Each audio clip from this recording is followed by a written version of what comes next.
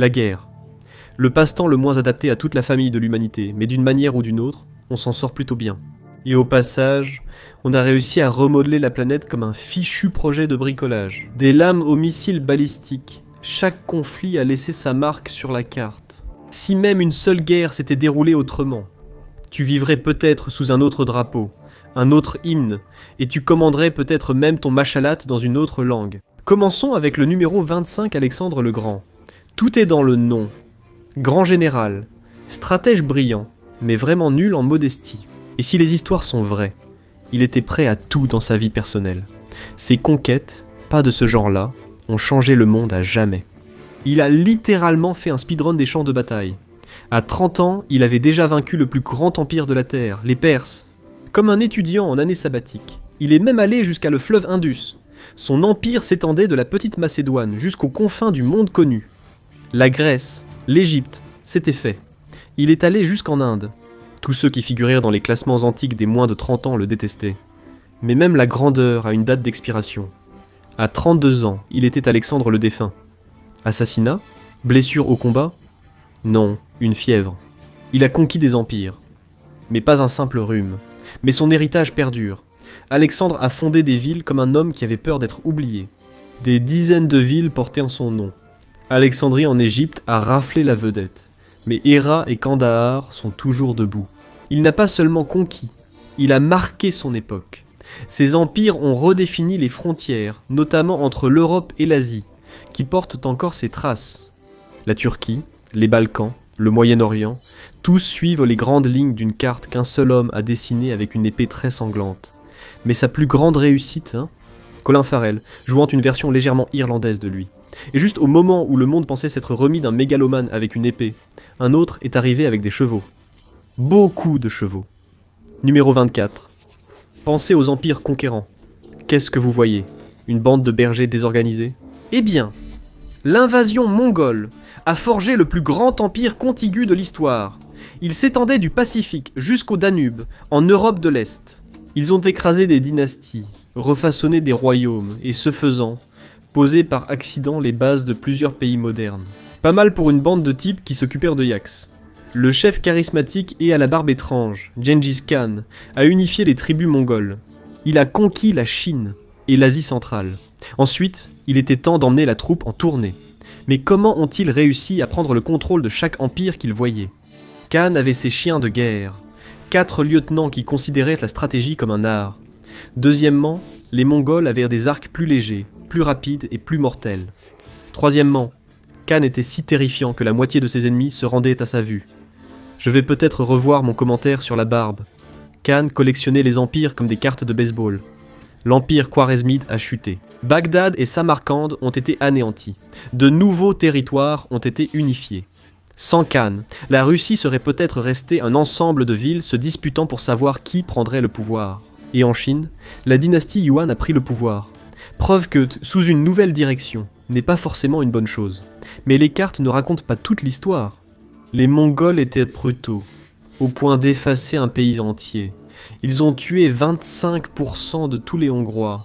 Aujourd'hui, 16 millions d'hommes, soit 0,5% de la population masculine mondiale, descendent directement de Khan. Ça en dit long sur son style de gestion. On devrait probablement passer à autre chose. L'expansion des empires asiatiques en Europe semblait être une tendance, cependant. Numéro 23, les Ottomans sont arrivés. Ils ont vu, et ils sont repartis. Constantinople a été mise à sac en 1453, et le monde a appuyé sur F5. Un empire s'est effondré, un autre s'est connecté. Les Ottomans n'ont pas perdu de temps. Ils ont marché en Europe jusqu'aux portes de Vienne avant que quiconque puisse dire « Qui sont ces types ?» L'empire s'étendait très loin. Alger, Budapest, la Mecque et Bagdad. Les Ottomans avaient des miles de grands voyageurs, avant même que les avions n'existent. Et aujourd'hui, leur héritage demeure toujours. De grandes mosquées, des palais et des prouesses architecturales sont dispersées à travers leurs anciennes provinces. Les empires peuvent tomber, mais l'immobilier reste. Comme tous les groupes, les Ottomans se sont effondrés, déchirés par conflits internes, rébellions et nationalisme. Puis la Première Guerre mondiale est arrivée et a tout bouleversé. Pour tout le monde, vraiment. Le nationalisme s'est répandu dans les Balkans. Les Grecs, les Serbes, les Bulgares, Tout le monde voulait son propre drapeau et son hymne. L'Empire ottoman était soudain dépassé. Le nationalisme turc s'est enflammé. Ce qui a suivi, ce n'était pas de la diplomatie. C'était une bagarre générale dans la région. Des guerres ont éclaté. Des populations ont été anéanties ou expulsées. Les Arméniens, les Kurdes et les Grecs en ont tous payé le prix. La Turquie, la Grèce et les Balkans ont ensuite connu des crises identitaires. Mais j'y reviendrai bientôt. Et si les choses n'étaient pas déjà assez compliquées à l'ouest, les Ottomans ont aussi décidé de redessiner la carte à l'est. Numéro 22. Les guerres ottomano-safavides étaient un affrontement direct entre les territoires sunnites et chiites. Une guerre sainte qui n'avait rien de saint. Elle s'est terminée en 1639, mais les frontières qu'ils ont tracées existent encore aujourd'hui, si ce n'est pas cassé. Pourquoi changer ? La raison de tout ce sang versé, l'Irak et le Caucase. Mais il y avait un problème. La loi islamique condamnait la guerre entre musulmans. Il était temps de ranger les épées, sauf pour faire respecter les lois religieuses. Là, la lutte était permise. Alors, dans la grande tradition des dirigeants désireux de se battre, le sultan ottoman, Salim Ier, a simplement traité le shah safavide, Ismaël, d'hérétique, ce qui, en matière d'insultes, n'est pas le pire. Les Ottomans ont foncé en Mésopotamie et dans le Caucase. Pure coïncidence, bien sûr. Exactement là où Selim voulait aller de toute façon. C'est drôle comme les missions divines semblent toujours coïncider avec les intérêts personnels. Il y a eu 4 guerres au total. Apparemment, une seule ne suffisait pas. Les Ottomans ont remporté facilement les 2 premières, s'emparant de l'Irak et du Caucase. La 3e manche est revenue aux Safavides, qui les ont repris. Qui n'aime pas une bonne histoire d'outsider ? À la fin de la 4e guerre, en 1639, tout le monde en avait assez, hein. Ils ont signé le traité de Khazr-et-Shirin, le machin habituel des accords diplomatiques. Cela a mis fin au combat, et tracé la frontière entre l'Iran et la Turquie presque exactement comme elle existe aujourd'hui. C'est l'une des plus anciennes frontières de la région. Pendant ce temps, de l'autre côté du continent, les Anglais vivaient leur propre drame familial, façon Game of Thrones. Numéro 21. La guerre des 2 roses. Ça sonne romantique, mais c'était en réalité le divorce le plus chaotique de l'Angleterre. 2 familles royales, une couronne, 0 thérapie.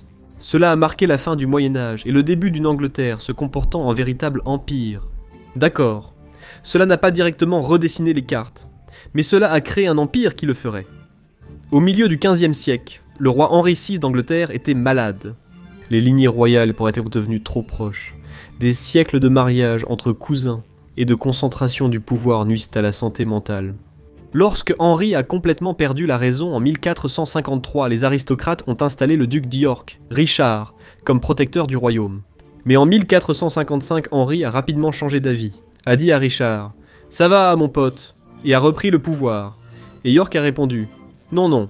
Alors maintenant, les maisons de Lancastre et d'York avaient un problème. Elles voulaient toutes les deux le trône d'Angleterre. Normalement, il y aurait une solution simple. Qui descendait du roi ? Le problème, c'est qu'ils descendaient tous les deux d'Édouard III. Alors, ils se sont battus pendant 30 ans. Finalement, Henri Tudor, plus tard Henri VII, a gagné. Pour mettre fin à ce combat royal, Henri a épousé Élisabeth d'York. Ce geste a uni les familles rivales. Ça ne gâchait rien qu'elle soit vraiment superbe aussi. Sérieusement, les archives de l'époque la décrivent comme une grande beauté. Double victoire pour Henri. Mais pourquoi la guerre des 2 roses ? L'emblème des York était une rose blanche. Celui des Lancastre, une rose rouge. Et puis, c'est un nom bien plus classe que querelles sanglantes anglaises. L'Angleterre était désormais unifiée, et prête à entrer dans la future ère coloniale. Jusqu'à présent, on a vu Alexandre accélérer la construction d'un empire, les Mongols faire de la conquête un mode de vie, et les Anglais se disputer à propos de fleurs.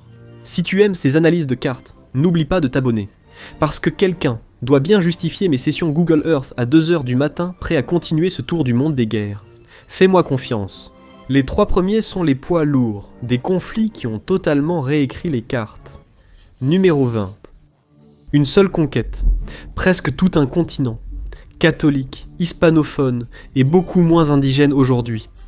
Peu de pays ont jamais remodelé un continent comme l'Espagne l'a fait avec l'Amérique latine. Culture, langue, religion, tout a été marqué d'une touche ibérique. Mais on oublie que l'Espagne possédait autrefois la majeure partie de l'Amérique du Nord aussi. Oui, avant la bannière étoilée, c'était la paella et les conquistadors. L'Amérique centrale et l'Amérique du Sud abritaient déjà d'immenses empires. Les Incas régnaient sur le Pérou. Les Aztèques contrôlèrent le Mexique. Puis les conquistadors sont arrivés et ont traité l'endroit comme un chantier de démolition. Et les Espagnols ont apporté des cadeaux. Guerre, travail forcé, toutes les maladies européennes imaginables. Vous avez entendu parler de la variole ? Non ? Eh bien, maintenant oui. Aujourd'hui, les peuples autochtones ne représentent qu'environ 8% de la population de l'Amérique latine, mais une part beaucoup plus importante de ses plus pauvres. Tous les autres, un mélange de blancs, de noirs et de tout ce qu'il y a entre les deux. Des siècles d'empire donnent des arbres généalogiques compliqués. Le traité de Tordesillas a divisé l'Amérique latine entre le Portugal et l'Espagne, sans demander l'avis de ceux qui y vivaient, bien sûr. Cette ligne existe toujours. Le Brésil parle portugais, tous les autres parlent espagnol. Plus au nord, l'Espagne n'était pas en reste non plus. Jusqu'en 1800, elle possédait presque tout l'ouest, le sud-ouest et le centre des États-Unis. L'Espagne jouait au Monopoly continental, mais cela n'a pas duré. Les guerres suivantes s'en sont chargées. Mais l'héritage est resté. Des noms espagnols, la langue espagnole, et un rappel que la moitié des États-Unis répondait autrefois à Madrid. L'Espagne a redessiné la carte des Amériques. Et des siècles plus tard, l'Europe a regardé l'Afrique et s'est dit « Eh, nous pourrions faire pareil !» Numéro 19. La ruée vers l'Afrique. La seconde révolution industrielle était une aubaine inépuisable. Transport, technologie, changement climatique. Changement, poumon noir, et 7 pays européens essayant de découper l'Afrique comme une dinde de Thanksgiving. Laissez-moi vous expliquer. Pendant la majeure partie de l'histoire de l'Europe avec l'Afrique, la relation était simple. On faisait du commerce sur la côte, on rentrait chez soi en bateau, puis on s'en vantait plus tard. Personne ne voulait aller à l'intérieur des terres. Trop humide, trop de paludisme, trop de morts. Mais la seconde révolution industrielle a changé tout ça. Soudainement, pénétrer en Afrique n'était plus si difficile. La communication est devenue plus rapide. Les déplacements sont devenus plus faciles. Et au lieu de mourir à chaque fois qu'un moustique vous lançait un regard de travers, il suffisait de prendre un comprimé. Et puis, il y avait les matières premières. En 1870, les Européens contrôlaient 10% de l'Afrique. En 1914, presque 90%. Pas tous les pays européens. La Norvège gérait ses affaires, sans doute occupée à skier. Mais le Royaume-Uni, la France, la Belgique, l'Espagne, l'Italie, le Portugal et l'Allemagne voulaient tous leur part. Qu'est-ce qui pourrait mal tourner ? En 1885, ils ont signé un accord pour rendre la ruée vers l'Afrique moins chaotique. Pour les colonisateurs, bien sûr. Pour les colonisés, c'était toujours un cauchemar. Il y avait juste plus de paperasse maintenant. La colonisation puis la décolonisation ont donné à l'Afrique des frontières et des problèmes qui subsistent encore aujourd'hui. Des tribus ont été séparées, des royaumes ont été décimés. Quand l'Europe a dû faire ses valises, ils ont tracé des lignes dans le sable. Littéralement, le résultat ressemblait à ce qu'un enfant aurait fait avec un crayon. Ces lignes sont aujourd'hui les frontières de l'Afrique, propres sur le papier, chaotiques dans la réalité. Alors que l'Europe divisait l'Afrique à coups de stylo et de paperasse, une autre colonie a préféré les ciseaux et a coupé les liens complètement. La carte a de nouveau changé radicalement. Place à la prochaine révolution. Numéro 18. La première colonie à se libérer. Elle est aussi devenue la première république démocratique depuis l'Antiquité. La révolution américaine n'a pas seulement changé une frontière, elle a bouleversé la politique occidentale. Vous connaissez l'histoire. La Grande-Bretagne a taxé le thé. Les colons n'ont pas aimé. Ils l'ont jeté dans le port. La Grande-Bretagne a envoyé des hommes en perruque blanche et manteau rouge pour les écraser. Sans succès. Comme d'autres conflits futurs, la Révolution américaine a surtout compté pour ce qu'elle représentait. Une colonie désorganisée et pleine de ressources, face à l'Empire britannique. Et pourtant, elle a gagné. Personne ne l'avait vu venir. C'était l'alliance rebelle contre l'Empire galactique, sans Jedi, mais avec la dysenterie en plus. Les Français, bien sûr, ne voulaient pas manquer la tendance révolutionnaire. Ils allaient bientôt lancer la leur. La Révolution américaine est devenue légendaire, enseignée dans les écoles du monde entier, remixée à Broadway. L'histoire est plus facile à écouter quand elle est en musique. La Révolution a créé les États-Unis, un tout nouveau pays fondé sur la liberté, l'ambition et une légère hypocrisie. Elle s'est étendue vers l'ouest, d'une côte à l'autre, et ironiquement, elle a fini par construire son propre type d'empire, surtout sur l'Amérique latine. Numéro 17. La Révolution haïtienne a été un événement majeur, le premier pays fondé par d'anciens esclaves. Mais, fidèles à la tradition européenne, les clauses en petits caractères de l'indépendance ont contribué à ruiner Haïti pour des siècles à venir. À la veille de la révolte, les Africains esclaves étaient plus de 15 fois plus nombreux que les Européens. Ces chiffres laissant présager une fin difficile. En mai 1791, la France a accordé la citoyenneté aux gens de couleurs libres aisées, des personnes de descendance mixte. Les Européens de l'île ont réagi comme des enfants refusant de partager et ont ignoré la décision. Cette crise a enflammé la situation. Les Africains réduits en esclavage ont vu leur chance et se sont révoltés. La France a paniqué. En 1793, elle a envoyé un commissaire pour calmer la situation. Sa solution ? Abolir complètement l'esclavage. Quelques années plus tard, Toussaint Louverture a pris le contrôle de l'île. Il a promis fidélité à la France, puis il a fait marche arrière et a gardé le pouvoir malgré tout. Puis Napoléon est intervenu. Il a envoyé son beau-frère, le général Leclerc, pour rétablir l'ordre. Leclerc et Louverture ont accepté une trêve. La France l'a immédiatement arrêté et exécuté.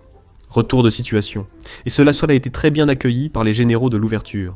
La France a rétabli l'esclavage et les généraux en ont eu assez. Ils se sont rebellés. En 1804, ils ont gagné et Haïti est né. L'Europe a réagi avec horreur. La liberté pour d'anciens esclaves, les droits de l'homme. Vous pouvez imaginer, 2 décennies plus tard, la France a reconnu l'indépendance d'Haïti. En échange de 100 millions de francs, rien ne dit mieux, félicitations pour avoir échappé à l'esclavage, qu'une facture que vous ne pourrez jamais payer. Cette dette a paralysé Haïti pendant des générations.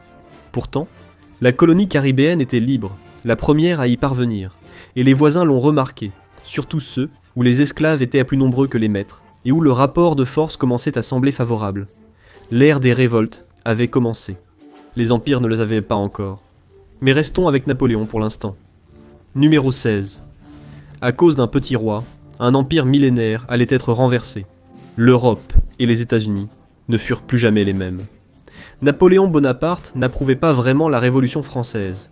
Il a ignoré les décapitations et a pris le pouvoir. Ensuite, il est parti en guerre contre à peu près tout le monde en Europe, parfois tous en même temps. C'est comme s'il voyait le continent comme son tableau d'objectifs. Et comme toute bonne guerre européenne, elle n'est pas restée locale. Le chaos s'est répandu jusque dans les colonies. Après sa tentative ratée d'écraser la révolution d'Haïti, Napoléon s'est rendu compte que la Louisiane française était plus attirante. Il pouvait conquérir l'Europe, mais pas les moustiques ni la chaleur. Alors il a approuvé la vente de la Louisiane en 1803, ce qui a littéralement doublé la taille des États-Unis. Les combats incessants, en Europe, ont tué le Saint-Empire romain germanique. Milan disparut du jour au lendemain. Il s'est fragmenté en petits États, dont certains formeront plus tard l'Allemagne. Napoléon a également balayé l'Italie, mettant les petits États de la botte de l'Europe sous son talon. Les guerres ont même donné naissance au royaume des Pays-Bas. Il a ensuite perdu la Belgique lors d'une séparation très polie. La plupart des pays européens modernes existent parce que Napoléon ne pouvait pas rester en place. Puis vint la Russie. Il a envahi, et cela s'est passé exactement comme se passent toujours les invasions en Russie. Mal. Le traité de Vienne a mis fin aux guerres en 1815. L'Europe a remis les compteurs à zéro et a redessiné ses frontières pour qu'aucun pays ne puisse redevenir trop puissant. C'était comme mettre des tout-petits dans des coins séparés en espérant qu'ils se tiendraient tranquilles. Et ça a marché pendant un certain temps. D'accord, on a vu l'Espagne remodeler 2 continents, l'Europe en découper un 3e, et les Américains lancer une vague d'indépendance. Et la carte du monde n'a pas fini d'être réarrangée. Il reste encore beaucoup de conflits compliqués à aborder. Numéro 15. Au 19e siècle, l'Amérique latine en a eu assez. Elle a commencé à riposter. Une à une, les colonies se sont révoltées contre l'Espagne et le Portugal. C'est pour ça qu'on a aujourd'hui le Brésil, l'Argentine et la Colombie. Une guerre en a déclenché une autre. Napoléon a forcé le roi Charles IV d'Espagne à abdiquer, déclenchant la guerre d'Espagne. Pendant que l'Espagne se battait pour sa propre liberté, ses colonies ont compris le message. Ils avaient vu les révolutions françaises et américaines, et ils avaient peur de rater quelque chose. Il était temps de se joindre à la révolution. Un homme a mené la charge, Simón Bolívar. Il ne se lassait pas de l'indépendance. Ce type en avait fait toute son identité. Bolívar a libéré la vice-royauté de Nouvelle-Grenade, qui couvrait des parties de la Colombie, de l'Équateur, du Panama et de son pays natal, le Venezuela. Toujours pas satisfait, il est descendu vers le sud en 1825 et a aussi libéré la Bolivie. Les habitants étaient tellement impressionnés qu'ils ont donné son nom au pays. Là, tu sais que tu as vraiment marqué les esprits. Malheureusement, le rêve de Bolívar n'a pas duré. Il voulait que les nouvelles nations restent unies. Une grande famille. Ne nous envahissez pas. Pour tenir l'Espagne à distance. De 1819 à 1831, ils ont essayé. La Grande Colombie est née. C'était un super État, englobant la Colombie, le Venezuela, l'Équateur, le Panama et des parties du Pérou, de la Guyane et du Brésil. Mais après la mort de Bolivar en 1830, tout s'est effondré rapidement. Il s'avère que conserver l'indépendance est plus difficile que de la gagner. À ce moment-là, l'Empire espagnol était fini. Et c'est l'Angleterre qui est venue combler le vide de pouvoir. Ce n'est pas que l'Angleterre ait tout bien fait non plus, mais avant d'aborder ce sujet. Numéro 14. L'unification de l'Allemagne est un véritable exemple du dicton. Si à la première tentative tu n'y arrives pas, essaie encore et encore. Les duchés et États germanophones ont existé pendant des siècles, mais ils n'étaient pas vraiment unifiés. Le Saint-Empire romain germanique, c'était le groupe de discussion de l'Europe. Trop de membres, pas d'administrateurs, et rien n'avançait jamais. Au XIXe siècle, la Prusse et l'Autriche-Hongrie étaient les poids lourds de la région, et ils adorèrent les conflits. Ils se disputaient les autres États germanophones, comme des parents divorcés qui se partagent la garde. En 1815, le Congrès de Vienne a créé la Confédération germanique, composée de 39 États, sous la direction de l'Autriche. La Prusse n'était pas vraiment satisfaite, alors elle a créé sa propre version en 1834. Mais il y avait un nom qui ne figurait pas sur la liste des invités, l'Autriche. L'idée de l'unification allemande circulait déjà, mais la question était Petite Allemagne ou Grande Allemagne? La seconde incluait l'Autriche-Hongrie. Otto von Bismarck, le premier ministre de la Prusse, n'y était pas du tout favorable. Pourquoi? L'Autriche était trop diverse.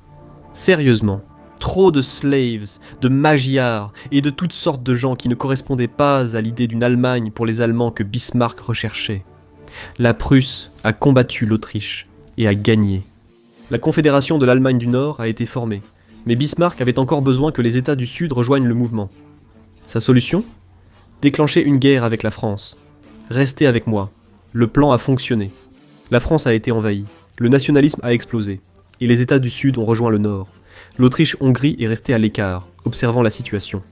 La nouvelle Allemagne n'était pas petite non plus. Elle a avalé de grandes parties de ce qui est aujourd'hui le nord de la Pologne, une portion de la France, et même un petit bout de la Russie. Ne vous inquiétez pas, elle perdra tout cela plus tard. Von Bismarck est devenu le premier chancelier de l'Allemagne, une sorte d'Allemagne à tendance fasciste qui était très axée sur l'homogénéité ethnique. Heureusement, cela ne se reproduirait plus jamais, jusqu'à plus tard dans cette vidéo. En parlant d'unification, numéro 13. Pendant la majeure partie de son histoire, l'Italie n'était pas un pays. C'était un fouillis de royaumes, de duchés et de cités-États, dont la moitié était dirigée par d'autres. Puis vint 1861. L'unification était soudainement à la mode. Pourquoi? Napoléon principalement. Il est arrivé, a tout cassé, puis reparti. Pendant des siècles, certains États italiens ont essayé de se faire appeler des républiques.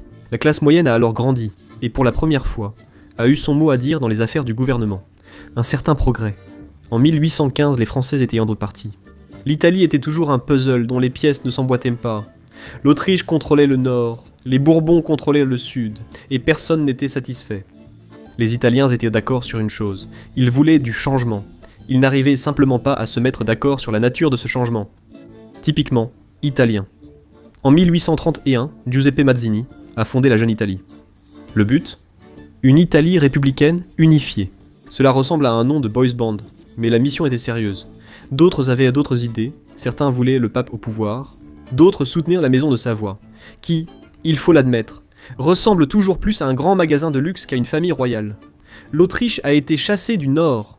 Giuseppe Garibaldi s'est occupé du sud, a vaincu les Bourbons, et a remis à l'Italie le royaume des deux Siciles. En 1861, la majeure partie de l'Italie était enfin unifiée. La Vénétie et Rome papale ont rejoint le groupe en 1870. Le célèbre pays en forme de botte était au complet, et c'est encore le seul que les écoliers peuvent trouver sur une carte sans tricher. Pendant que l'Italie parvenait enfin à s'unifier, les États-Unis étaient occupés à prendre les terres des autres. Numéro 12, la guerre américano-mexicaine. Ce conflit de 2 ans a donné aux États-Unis le Texas et la plupart de ses États du Sud-Ouest. Il a aussi offert aux Américains leur première importation culturelle, les tacos. Donc un héritage mitigé, je suppose. Dans les années 1830, le Mexique et les États-Unis étaient 2 jeunes nations portées par l'euphorie de leur indépendance, et ils ont immédiatement commencé à se battre pour les terres de l'autre. Les colons américains au Texas ont déclaré leur indépendance en 1836. Le Mexique n'était pas d'accord. Polk a quand même annexé le Texas en 1845. Pourquoi demander quand on peut le prendre? La frontière faisait encore débat, mais Polk a eu une idée brillante. Il a envoyé le diplomate John Slidell à Mexico pour arranger les choses.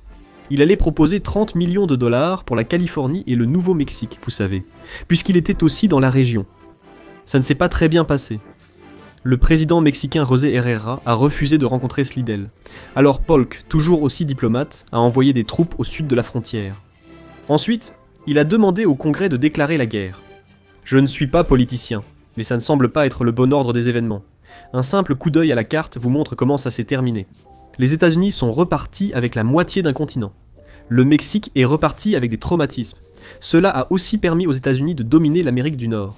Une position qu'ils occupent toujours, je pense. À moins que vous ne regardiez ceci en 2200, auquel cas, salutations à nos nouveaux maîtres robots. Merci de liker et de vous abonner.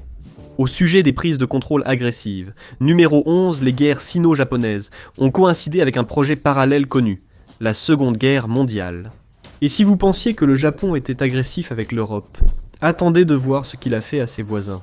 Avant la Première Guerre, en 1894, la puissance de la Chine avait été affaiblie par des ingérences étrangères constantes et les fameuses sphères d'influence. Elle avait quand même la Corée, qu'elle voyait moins comme une alliée que comme une dépendance envahissante. Le Japon, lui, avait d'autres projets. Le Japon voulait que la Corée s'ouvre, et vous savez, qu'elle ne prenne plus ses ordres de Pékin. Cela a dégénéré en guerre en 1894, avec la Corée coincée au milieu comme la cinquième roue du carrosse le plus gênant du monde. Tout le monde s'attendait à une victoire de la Chine. Mais le Japon avait une surprise.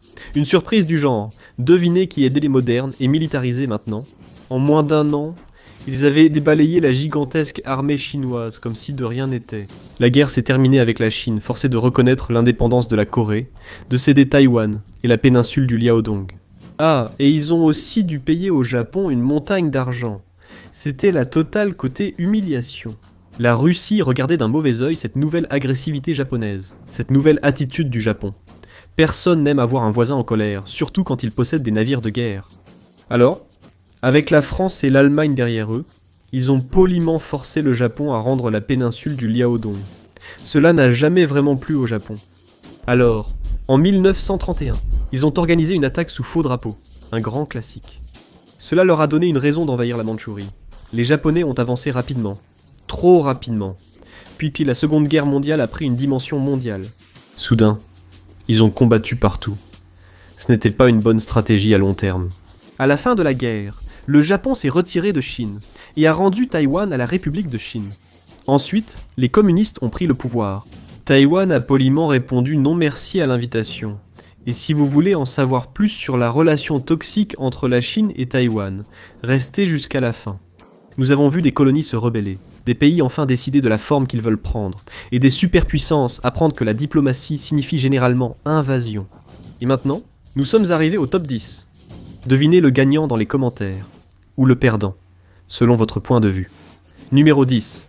La guerre hispano-américaine a fait rage d'avril à août 1898. Elle a officiellement mis fin à la domination de l'Espagne en tant que puissance de l'hémisphère occidental et a remis les clés aux États-Unis. Tout a commencé avec la lutte de Cuba pour son indépendance. L'Espagne a répondu par des camps de concentration. 400 000 Cubains enfermés.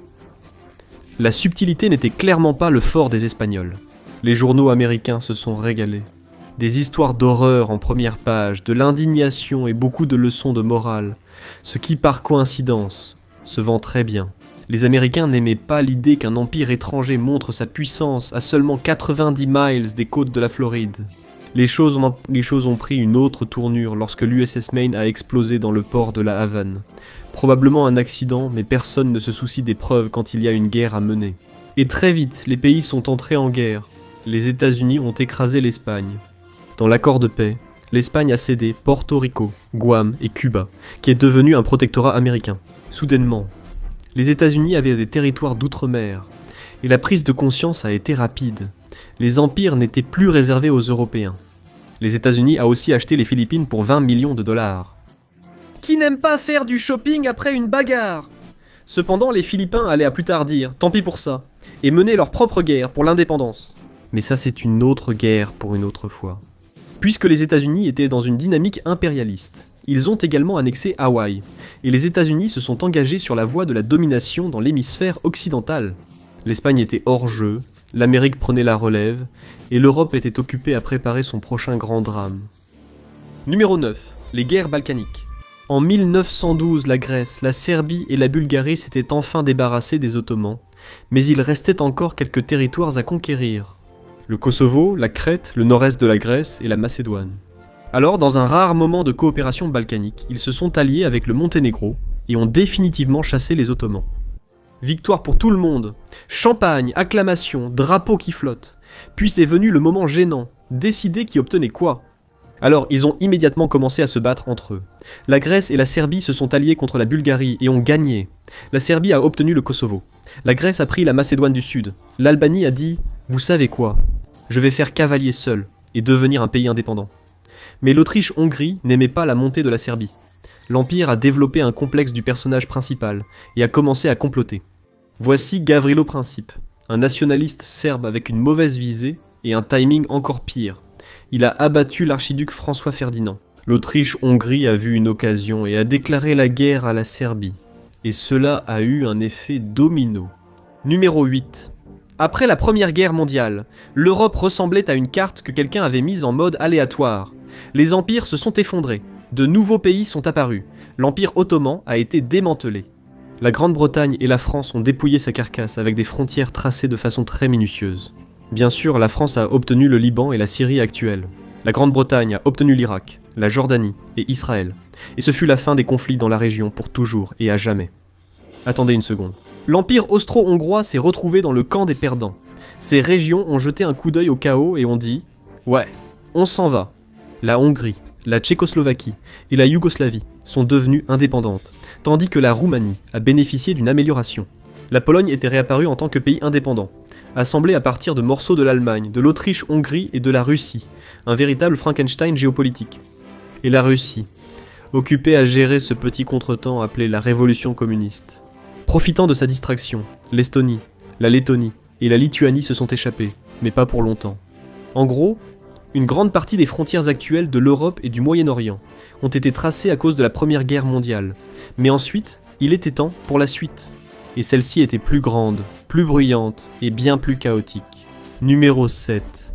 En 1938, l'Europe pensait pouvoir calmer Hitler en lui donnant une partie de la Tchécoslovaquie. En 1939, l'Union soviétique signe un pacte de non-agression avec l'Allemagne, affirmant qu'il ne s'envahirait pas.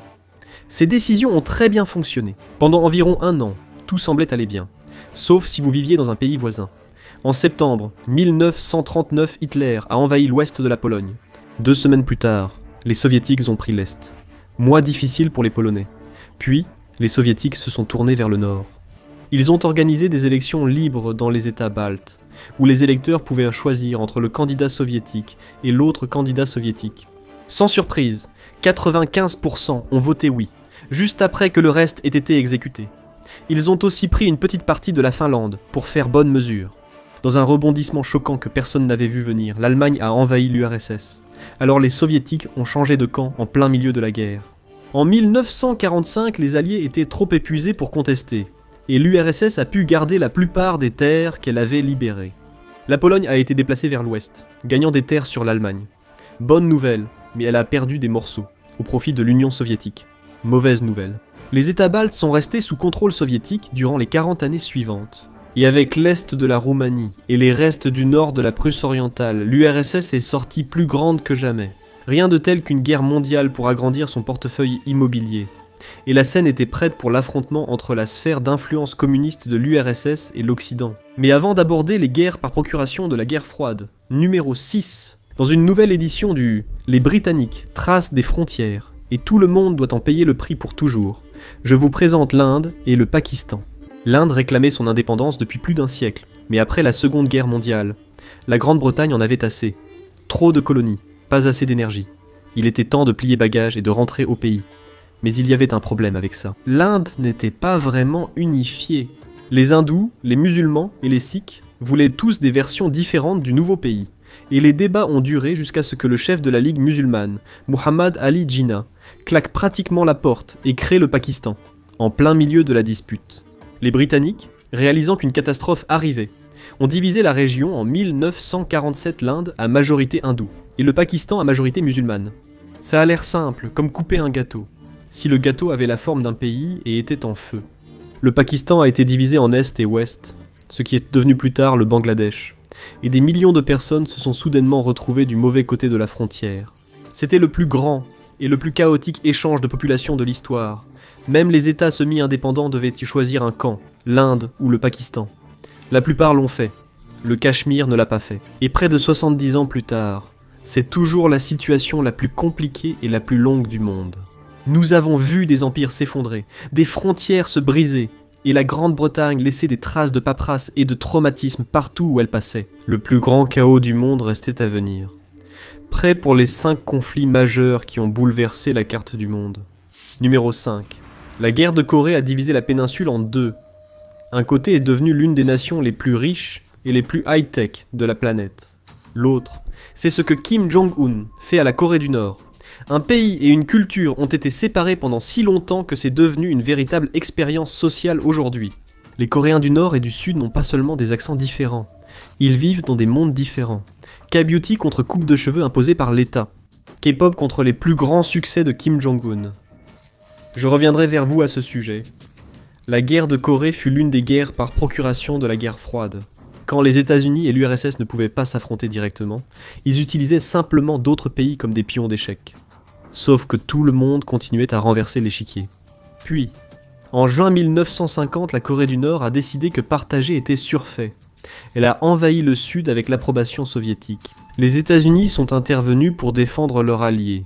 Les armées ont été repoussées si souvent dans toute la péninsule, comme si la guerre n'arrêtait pas de charger. L'ONU est intervenue, appelant au calme et envoyant des troupes. La Corée du Nord et ses alliés soviétiques ont été repoussés vers le nord. Après 3 millions de morts, les pays ont accepté d'être divisés au niveau du 38e parallèle. Vous vous demandez peut-être, comment cela a-t-il changé la carte ? Eh bien, la Corée n'a été divisée qu'en 1945, et cette séparation était censée être temporaire, censée l'être, mais la guerre de Corée l'a rendue permanente. 2 pays, 2 systèmes politiques, 2 réalités totalement différentes. D'un côté, on a développé les puces électroniques et la K-pop. De l'autre, on a construit des missiles et des fresques murales. La péninsule coréenne était divisée. De nouvelles frontières sont apparues. Et l'Amérique, elle cherchait sa prochaine intervention. Numéro 4. Après la Seconde Guerre mondiale, le nationaliste vietnamien Ho Chi Minh a déclaré l'indépendance. Le Vietnam a été libre pendant environ 5 minutes. Le pays a été coupé au niveau du 17e parallèle nord et sud, comme un divorce où les 2 parties gardent la maison. Le nord était communiste, discipliné et pauvre. Le sud était techniquement démocratique. Mais en réalité, c'était juste une autre dictature, avec une meilleure image. Les États-Unis n'avaient aucun problème avec ça. Naturellement, Minh n'était pas ravi de cette situation. Le Nord armait les Viet Cong, les communistes du Sud qui menaient une guerre de guérilla. Ensuite, pour aller plus loin, le Nord-Vietnam a envahi le Laos en 58 et 59. Et pourquoi ruiner un seul pays quand on peut en ruiner 2 ? Les États-Unis ont commencé à paniquer. Le Nord-Vietnam risquait de propager le communisme en Asie. À l'époque, stopper le communisme était la priorité des États-Unis, qui ont donc soutenu le Sud-Vietnam. Le Nord a reçu de l'aide de l'Union soviétique et de la Chine, ce qui signifiait que l'Amérique et l'URSS allèrent s'affronter sans se battre officiellement. Encore une fois, tous pensèrent que les États-Unis gagneraient facilement. Grande armée, technologie avancée, gros égos. Mais le Nord connaissait le terrain, les jungles, les tunnels, l'humidité. Ils utilisaient des tactiques de guérilla. Pas de champs de bataille massifs, pas de victoire nette, juste des embuscades, des pièges et un cauchemar lent et moite. Les États-Unis se sont retirés en 1973. En 2 ans, Saigon est tombée. Elle a été rebaptisée Ho Chi Minh Ville, au cas où quelqu'un aurait eu des doutes sur les vainqueurs. Le Vietnam a été unifié sous un gouvernement communiste. L'Amérique avait consacré 20 ans, sacrifié 58 000 vies et dépensé des milliards de dollars pour empêcher cela. Bien joué. Nous arrivons au top 3, les plus importants. Ceux qui expliquent pourquoi votre atlas change tous les 10 ans. Numéro 3, l'effondrement de l'Union soviétique. L'Union soviétique était un poids lourd mondial de 1922 à 1991. Mais à la fin, la situation était plutôt instable. Son énorme budget militaire l'épuisait, et garder tous ses états satellites, c'était comme essayer d'empêcher une douzaine d'adolescents de quitter la maison en même temps. surtout quand il commençait à avoir des idées dangereuses comme la liberté et l'indépendance. Puis est arrivé Mikhail Gorbatchev, le gars qui s'est dit « Et si on relâchait un peu la pression ?» Il a assoupli l'économie, mis fin à la politique d'emprisonnement systématique des journalistes et a laissé les gens s'exprimer librement. Un geste audacieux. Puis vint 1989. Le mur de Berlin est tombé et la partie était terminée. Les mouvements nationalistes dans les pays baltes, en Ukraine, en Géorgie et ailleurs ont monté le volume au maximum.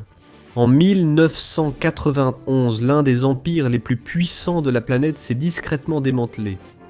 L'Union soviétique s'est divisée en 15 nouveaux pays. C'était l'équivalent géopolitique d'une rupture compliquée. Chacun a eu un morceau de la carte, mais personne n'était satisfait.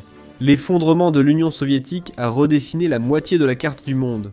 Mais ce n'était pas le seul pays à se désagréger. Un peu plus au sud, une autre fédération allait découvrir que rester ensemble pour les enfants ne fonctionne pas toujours. Numéro 2. C'est la plus grande séparation familiale dont vous ayez jamais entendu parler. Il y avait un homme nommé Josip Broz Tito, résistant à l'occupation de la Yougoslavie par l'Axe, et futur chef du parti communiste et du pays. Il a dirigé le pays pendant 35 ans, et les dirigeants qui font ça peuvent devenir un peu fascistes. L'héritage de Tito est assez compliqué. Il dirigeait le pays d'une main de fer, stimulant l'économie yougoslave et assurant un niveau de vie décent à la plupart. Mais des groupes comme les Albanais n'ont pas eu cette chance, surtout s'ils s'opposaient à lui. Pourtant, il a accompli quelque chose de remarquable. Il a maintenu la neutralité de la Yougoslavie pendant la guerre froide, avec un parti communiste qui ne s'est pas rangé du côté de Staline. Et Staline l'a très mal pris. Il a essayé de faire assassiner Tito à plusieurs reprises. Tito a fini par lui envoyer un mot qui disait « Arrête d'envoyer des gens pour me tuer. Nous en avons déjà capturé 5. Si tu n'arrêtes pas, j'en enverrai un à Moscou. Et je n'aurai pas besoin d'en envoyer un autre, menacer la vie de quelqu'un et se moquer de la qualité de ses assassins. Du grand art. » Mais les fissures ne tardèrent pas à apparaître. La Bosnie était majoritairement musulmane, la Croatie majoritairement catholique, la Serbie majoritairement orthodoxe. C'était comme le dîner de famille le plus gênant de tous les temps. Maintenir les Balkans unis relevait d'un défi olympique. Quand Tito est mort en 1980, la colère est partie avec lui. L'unité de la Yougoslavie est devenue fragile. En 1991, la Slovénie et la Croatie ont dit « on s'en va ». La Serbie ne l'a pas bien pris. Il prétendait à seulement protéger les minorités serbes en Croatie et en Bosnie, ce qui est la manière habituelle de dire « nous vous envahissons ». Finalement, la Macédoine du Nord, la Bosnie-Herzégovine et la Serbie ont aussi suivi leur propre chemin. Le Monténégro a quitté la Serbie en 2006. Les Balkans modernes ont émergé des décombres, une carte recousue dont on voit encore les coutures. Nous sommes arrivés à la première place, le plus grand bouleverseur de cartes de l'ère moderne. Celui qui n'a pas seulement redessiné les frontières, mais qui a embrasé le monde entier. Numéro 1. La guerre d'Irak et ses conséquences. Une fois de plus, envahir un pays pour lui imposer la démocratie de force, s'est passé à peu près aussi bien que la dernière fois. Pas que quelqu'un en ait tiré la moindre leçon. L'invasion de l'Irak en 2003 a été lancée à cause du 11 septembre, sans aucun rapport. Mais les États-Unis affirmèrent que Saddam Hussein cachait des armes de destruction massive, ce qui était faux. L'Amérique est donc allée faire la guerre dans les champs de pétrole. Le régime de Hussein est tombé rapidement. Mais les États-Unis sont restés jusqu'en 2011 assez longtemps pour transformer mission accomplie en une blague. La guerre mondiale contre le terrorisme a été déclarée terminée. Mais ensuite, Daesh est arrivé comme un invité indésirable à une fête, qui en plus avait apporté des explosifs. La guerre d'Irak n'a pas changé les frontières, elle les a effacées. Soudainement, il y avait des espaces vides là où il y avait autrefois des pays. Toute la région est devenue un livre dont vous êtes le héros pour les groupes armés, Daesh, les milices, et tous ceux qui avaient un drapeau et une kalachnikov.